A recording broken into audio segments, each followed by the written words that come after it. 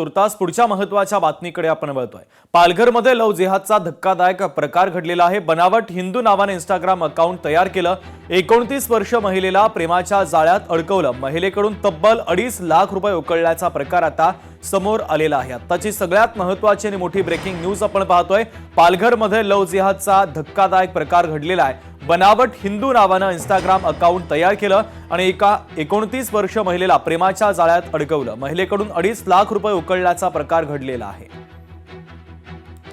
कोई अगर Instagram use करते हो, जो भी इंस्टाग्राम आप लोग यूज़ करते हो, रील्स वगैरह छोड़ते हो, ठीक है, कुछ लड़के लोग हैं, कुछ आदमी लोग हैं जो फेक नाम से प्रोफाइल चलाते हैं और लड़की लोगों को अपने जाल में फंसाता है।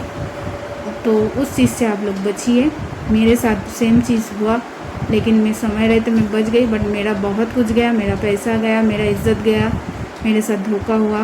मुझसे शादी का वादा करके मेरे साथ शोषण किया। अगर आप लोगों के साथ ऐसा कुछ भी हुआ तो डरो मत, आगे आओ, बजरंग दल वाले के पास जाओ, पुलिस के पास जाओ, डरो मत। एक मुलगी आहे, त्या मुलीला इंस्टाग्रामवर तिची मैत्री होती आणि मैत्री झाल्यानंतर त्यांनी नाव बदलून फर्जरी करून, म्हणजे त्यांनी आपलं नाव अजय मस्के असं करून आणि त्यांनी ती मैत्री केली।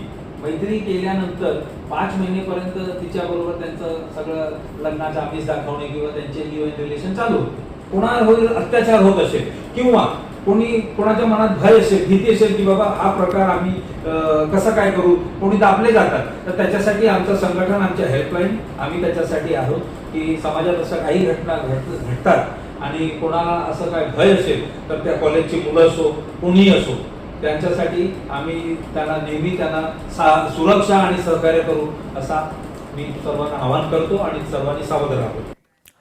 पुढची महत्त्वाची बातमी आपण पाहूयात। नाशिकच्या म्हाडा गैरव्यवहार प्रकरणी एसआयटी स्थापन करण्यात आली। बड्या बिल्डरकडून गृहप्रकल्पांचा क्षेत्र कमी दाखवत सरकारची फसवणूक करण्यात आली। आर्थिक दुर्बल घटकांसाठी राखीव ठेवण्याचे नियम होते, मात्र नियम डावलत सरकारची मोठी फसवणूक करण्यात आलेली होती।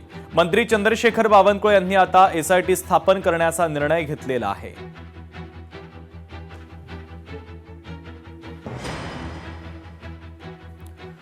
नाशिक सारख्या लव्ह जिहाद आणखीन कंपन्यांमध्ये झाला आहे का? गोपीचंद पडळकरांनी आता सवाल उपस्थित केलाय। जिहादी प्रवृत्तीची माणसं मोठ्या पदावरती असतील तर त्यांना काढून टाका, असा हल्लाबोल आता गोपीचंद पडळकर यांनी केलेला आहे। सविस्तर पाहूयात।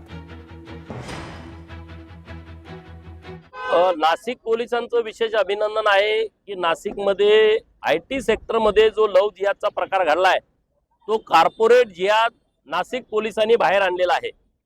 याच्या संदर्भामधली चौकशी त्या कंपनीच्या प्रमुख लोकांनी केली पाहिजे। वरिष्ठ पदावरती जी लोक बसलेत त्यांनी ही चौकशी केली पाहिजे आणि जिहादी प्रवृत्तीची माणसं तुमच्या कंपनीमध्ये मोठ्या पदावरती आहेत का? असतील तर त्याला तात्काळ काढून टाका। ज्या कंपनीमध्ये जिहादी प्रवृत्तीची लोक मोठ्या पदावरती बसलेत तिथं मुलींनी काम करू नये, त्यांनी सांगून टाकावं। तिथल्या मुलांनी या सगळ्या बाबी निदर्शनास आणाव्यात। लोकशाही मराठी ऐका, पहा, जागरूक रहा।